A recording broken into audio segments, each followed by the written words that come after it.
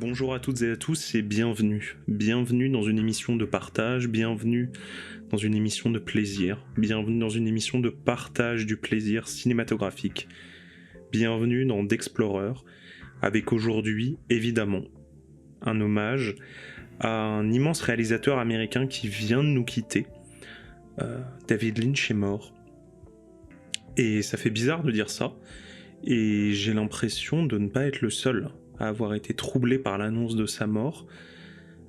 Je sais pas, on savait qu'il était malade, on savait qu'il ne faisait plus grand chose maintenant, mais c'est comme si il avait continué à faire partie de nous, qui nous avait marqué à un point tellement fort et tellement indélébile, que malgré le fait qu'il n'ait fait que 10 films et une série télé, il avait imprimé durablement tout notre paysage mental et une grande partie du cinéma américain.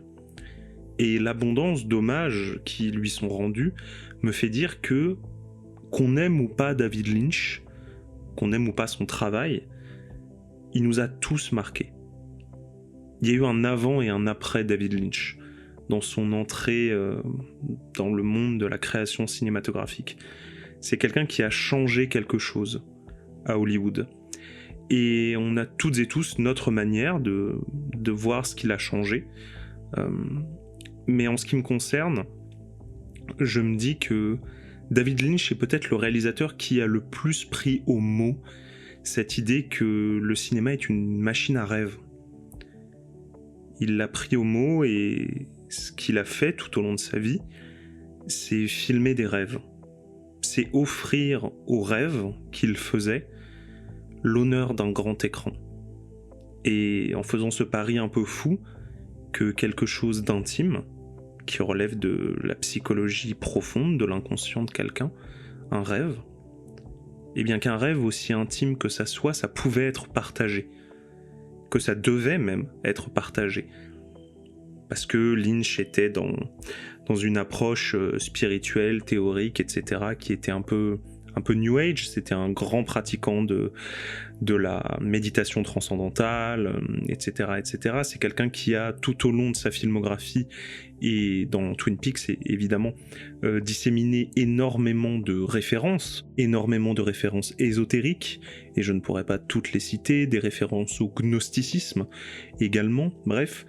C'est quelqu'un qui a laissé derrière lui tout un tas d'indices que nombre d'exégètes de sa filmographie, donc un exégète, c'est quelqu'un qui prend un texte et qui essaye d'en tirer un sens.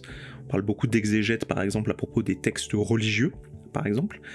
Beaucoup d'exégètes, donc, ont consacré une grande partie de leur cinématographie à décoder Lynch, chose qu'il les invitait bien évidemment à faire.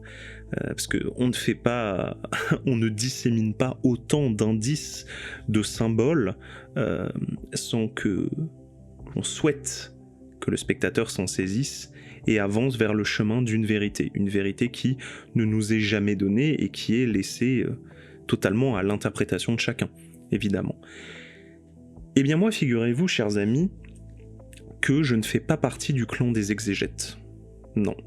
Non pas que cela ne me plaise pas de repérer des symboles, de décortiquer le sens véritable caché derrière un réseau de signes auquel il faudrait accéder par un effort intellectuel, d'investigation, etc. Bien sûr que ça peut m'intéresser, mais pas dans le domaine de l'art. Parce que j'ai toujours eu tendance à considérer que lorsqu'un metteur en scène, lorsqu'une metteuse en scène nous propose une œuvre volontairement obscure, eh bien ce mystère-là, cette obscurité-là, fait totalement partie de la démarche de l'auteur.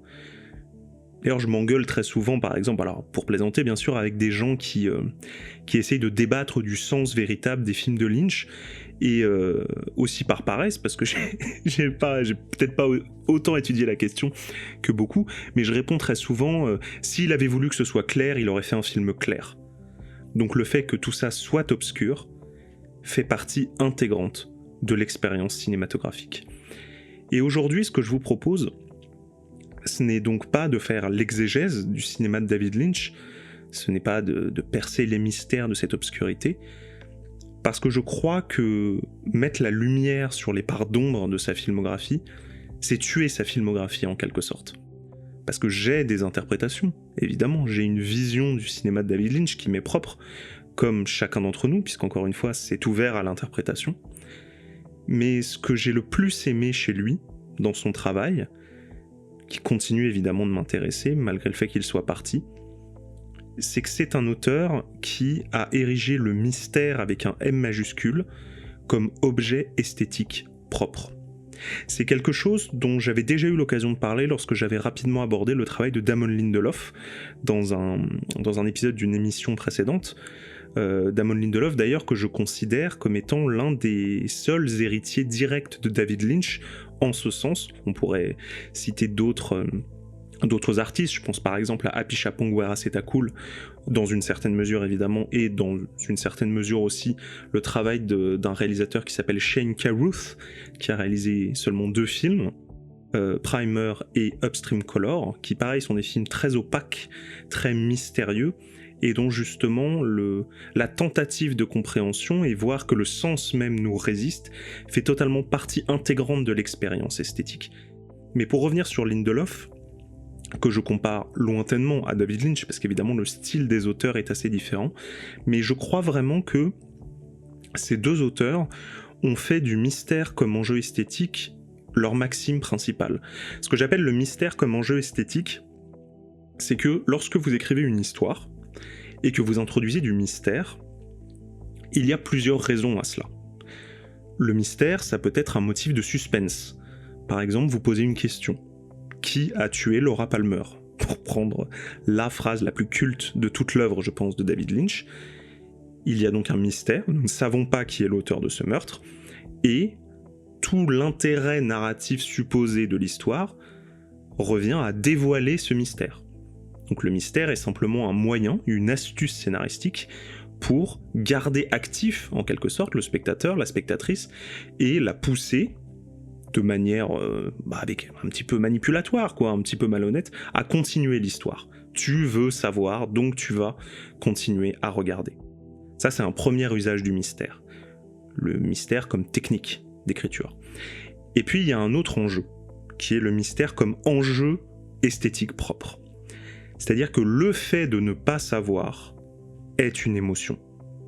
Je ne sais pas si ça vous est déjà arrivé, mais probablement, j'imagine, lorsque vous avez regardé des films de David Lynch, lorsque vous avez regardé des séries de Damon Lindelof, vous ne compreniez pas. Et ce qui vous poussait à regarder, ce n'était pas tant la volonté absolue d'avoir une réponse, mais c'était aussi le plaisir de ne pas comprendre. Parce que lorsqu'on ne comprend pas, l'imaginaire s'active. Et alors on entre dans un autre régime de spectateur, c'est-à-dire que le spectateur ne se contente plus simplement de recevoir les informations, il n'est pas passif, il devient actif. Parce qu'on lui dit qu'il y a des trous à combler, et qu'est-ce qui va combler ces trous ? C'est son imagination.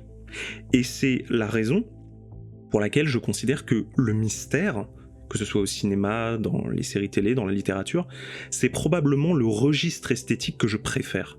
Parce que ça fait travailler mon imaginaire. Et ça me fait danser en quelque sorte avec un auteur, et c'est probablement l'une des expériences esthétiques qui me met le plus en joie. Et je ne suis pas loin de penser que David Lynch, peut-être pas qu'il l'a inventé, mais c'est quelqu'un qui a vraiment fait du mystère avec un M majuscule un enjeu esthétique majeur, non plus quelque chose de secondaire, mais vraiment quelque chose qu'il fallait contempler, comme s'il y avait une beauté dans le fait de ne pas savoir. Et donc c'est pour ça que lorsque certaines personnes font des vidéos de théorie pour expliquer par exemple en détail les méandres de Mulholland Drive, je me dis toujours, non pas que ce travail ne soit pas intéressant, très poussé, souvent porté sur le détail d'ailleurs, et c'est intéressant aussi de voir des gens qui ont remarqué certains détails que nous on n'a pas remarqués, mais j'ai toujours tendance à me dire que si on perce le mystère d'un film comme Mulholland Drive, quel est l'intérêt de Mulholland Drive ? Parce que moi, spectateur, je veux continuer à danser. Je veux pas que quelqu'un vienne rallumer les lumières et me demande d'évacuer la salle. L'opacité a ses vertus, a sa poésie propre, et finalement c'est sur ça que Lynch a toujours travaillé. Et lorsqu'est venue la question de quel film pour lui rendre hommage, parce que nous sommes une émission de cinéma, donc on va peut-être parler d'un long métrage en particulier. Je me suis dit que il était temps pour moi de découvrir un film de lui que je n'avais pas encore vu, et je vous ai demandé de choisir ce film, et vous avez quasi à l'unanimité, en tout cas les votes étaient très nettement séparés, vous avez choisi Lost Highway, film qui sort en 1997 et qui nous raconte l'histoire d'un joueur de saxophone qui habite à Los Angeles avec sa femme, Renée, et qui commence à recevoir des cassettes vidéo qui le filment, lui et sa femme, lui et sa maison. Et à partir de cela va s'enclencher un engrenage où cet homme, sans qu'on le voie faire, va être accusé d'avoir tué sa femme et en prison va se mettre à rêver d'une autre vie que la sienne.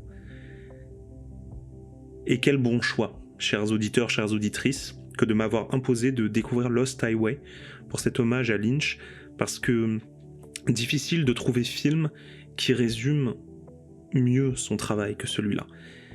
Il y a beaucoup de choses à dire, évidemment, il y a beaucoup de choses à analyser, il y a beaucoup de choses à remarquer dans Lost Highway.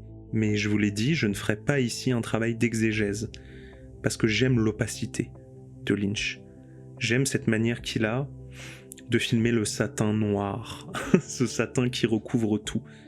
Et donc, ce que j'avais envie qu'on fasse, ce n'est pas de percer le mystère David Lynch, mais c'est plutôt de se demander comment est-ce qu'il construit ce mystère. Quelle est la matérialité de son style?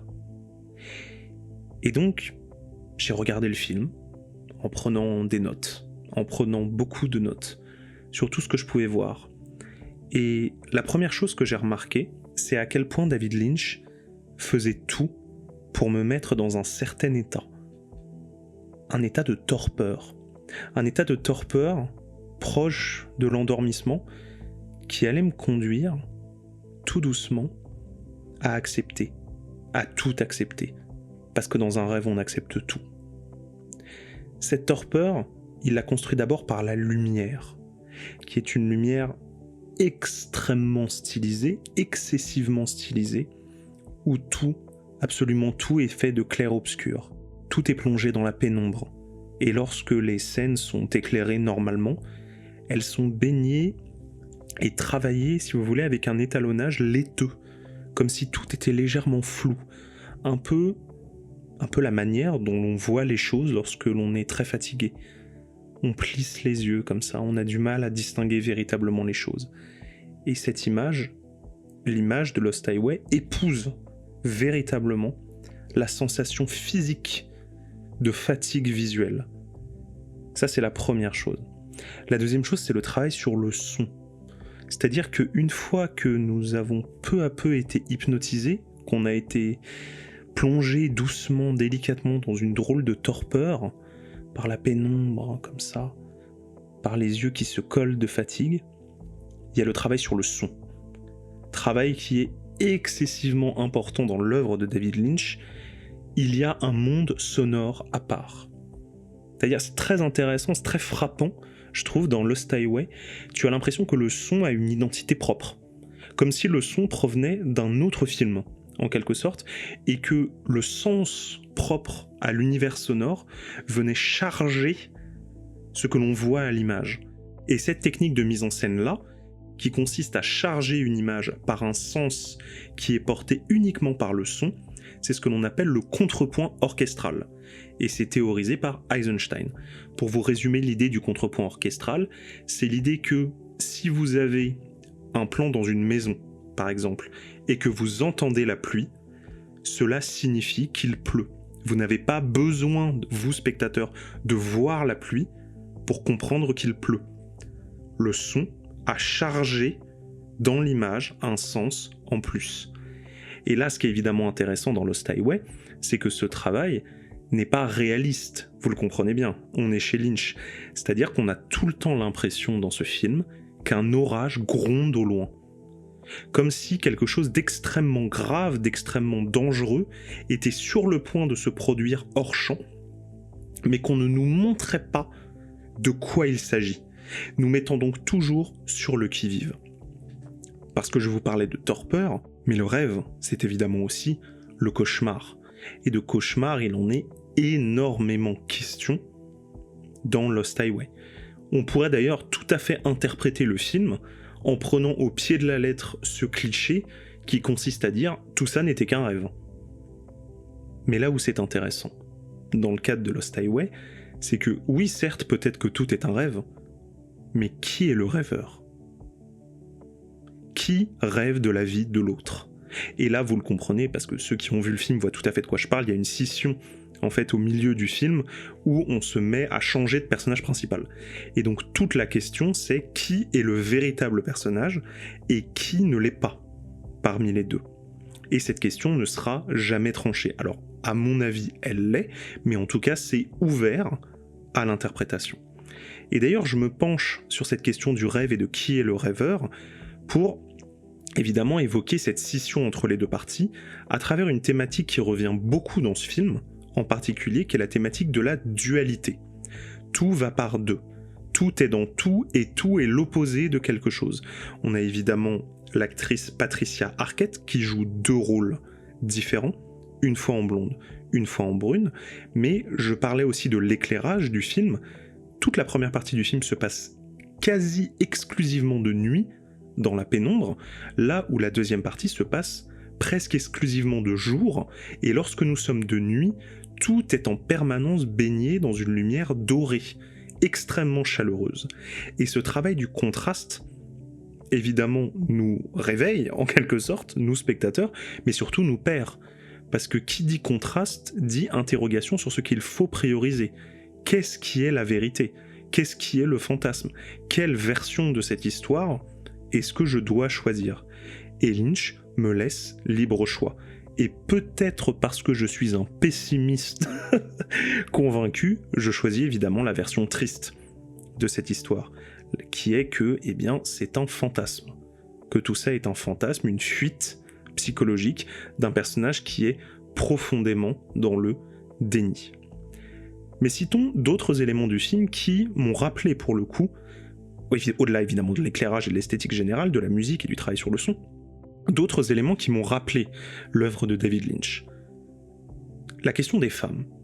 La question de la place de la femme dans l'œuvre de David Lynch, qui est filmée toujours comme une créature étrange, comme une créature que l'on a du mal à comprendre, fatale, très important l'archétype de la femme fatale, propre au film noir, qui revient encore et encore dans la filmographie de David Lynch, et très souvent cet archétype est une couverture, c'est-à-dire que c'est quelque chose que le personnage va revendiquer, je te fais croire que je suis une vampe, etc., alors qu'en fait je suis extrêmement fragile, et d'ailleurs très souvent je fuis quelque chose. Je joue la violence parce que on m'a fait subir une violence. Et ce jeu, ce personnage que j'incarne, cette duplicité qui est en moi, est une manière pour moi de me protéger, de fuir cette réalité. Je fuis la réalité en me construisant un fantasme. Et d'ailleurs, Lost Highway a été commenté comme étant l'acmé de la revisite par David Lynch du film noir, du genre du film noir, qui est un genre extrêmement précis de l'histoire du cinéma, que Lynch a toujours beaucoup apprécié, ou en tout cas dont j'ai l'impression dont il s'est toujours beaucoup inspiré au fur et à mesure de ses longs métrages, mais là il fait son film noir avec Lost Highway. C'est un film de violence, c'est un film criminel, de meurtre, il y a la police, il y a des motels, il y a de l'argent qu'on dérobe, on s'introduit chez les gens pour les faire chanter, etc., etc. Mais il y a également d'autres éléments qui me rappellent ces autres films. La question du rêve, bien sûr, non plus au sens esthétique, mais au sens narratif. Les personnages rêvent tout le temps, rêvent beaucoup. Et puis il y a les petits détails par lesquels Lynch travaille l'angoisse. Je pense notamment à deux éléments qui sont centraux dans sa filmographie. Le téléphone / l'interphone, en tout cas le son déformé par un bruit mécanique et électrique qui annonce très souvent une saloperie ou une nouvelle terrible, et la télévision. La télévision, ou en tout cas l'image télévisée, qui est au centre au centre de Lost Highway, avec ces cassettes qui petit à petit vont aller de plus en plus loin dans ce qu'elles nous montrent. Et évidemment, la question que l'on se pose tous en regardant Lost Highway, c'est que contiennent ces cassettes? Alors, je veux dire, on sait ce qu'elles contiennent, bien sûr, mais qu'est-ce que c'est en fait que ces cassettes? Est-ce qu'elles contiennent la vérité? Ou est-ce qu'elles contiennent un mensonge? Et là, pareil, il faut choisir. Et c'est à vous de choisir. Vous avez un message étrange qui est venu de l'extérieur. Un message déformé, difficile à comprendre, un peu comme la voix au téléphone ou dans l'interphone, et c'est à vous de savoir ce que vous devez faire de ce message. Et moi, en ce qui me concerne, et je pense que c'est aussi de l'avis de Lynch, ces messages étranges qui viennent de l'extérieur, qui sont inconnus, sont la vérité, sont porteurs d'une vérité. Et ça, c'est très étonnant, parce que quand on déforme à ce point une image, un récit, et que on se plaît à perdre le spectateur comme ça, à perdre le personnage aussi, parce que très souvent les personnages de Lynch, et c'est le cas dans Lost Highway, ne comprennent pas ce qui leur arrive en réalité.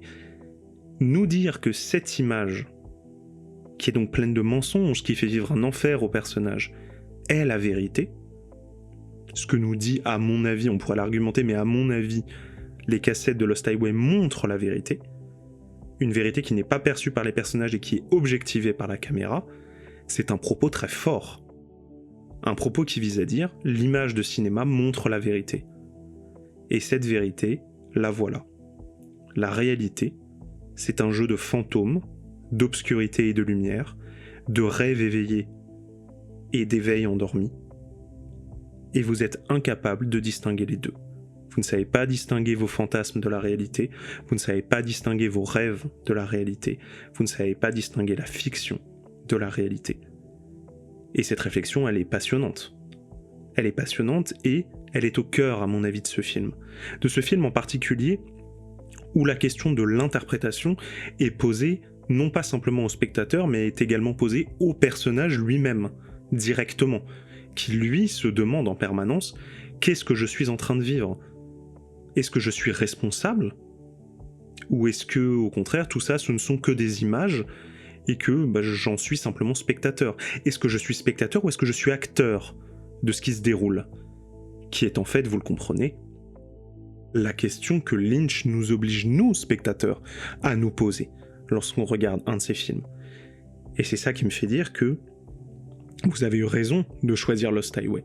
Parce que Lost Highway est probablement le film le plus lynchien de David Lynch, en ce sens que le message du film est le message de toute sa filmographie.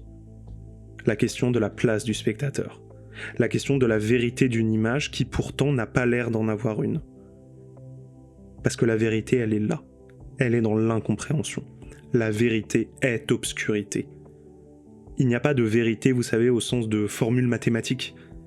Il n'y a que des ombres. Il n'y a que du clair-obscur. Il n'y a que du fantasme. Il n'y a que de l'interprétation. Et toute la question, c'est qu'est-ce que l'on fait de ça ? Cette question avec laquelle Lynch nous laisse à la fin de Lost Highway, c'est la question à laquelle il nous laisse aujourd'hui, maintenant qu'il est mort. Qu'est-ce que l'on fait de ces films ? Je crois que la seule chose que l'on peut faire, c'est de les revoir. De les revoir, non pas pour les percer à jour, parce que le lieu de David Lynch, ce n'est pas le jour. C'est la nuit, son obscurité, son opacité. C'est le mystère. Parce que le mystère est la réponse.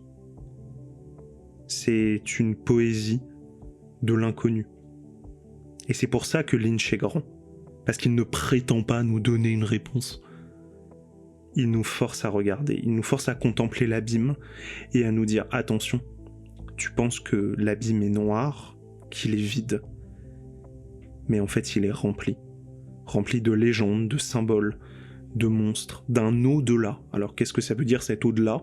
Est-ce qu'il est spirituel ? Est-ce qu'il est religieux ? Est-ce qu'il est légendaire ? Est-ce qu'on parle de créature ? Est-ce qu'on parle de Dieu ? Cette question n'est pas tranchée. Parce qu'il ne faut rien trancher. Jamais. Il faut rêver. Encore et encore et encore. En tout cas, c'est la leçon que m'a donnée David Lynch, et c'est ce que je vais continuer à faire. Même s'il nous a quittés. J'espère que vous aussi, vous avez tiré quelque chose de fort de son travail, de ses longs métrages. N'hésitez pas à me dire quelles leçons vous en avez tirées. Et moi je vous dis à très vite pour encore plus de cinéma, parce que le cinéma est un rêve qui jamais ne prendra fin. Salut tout le monde.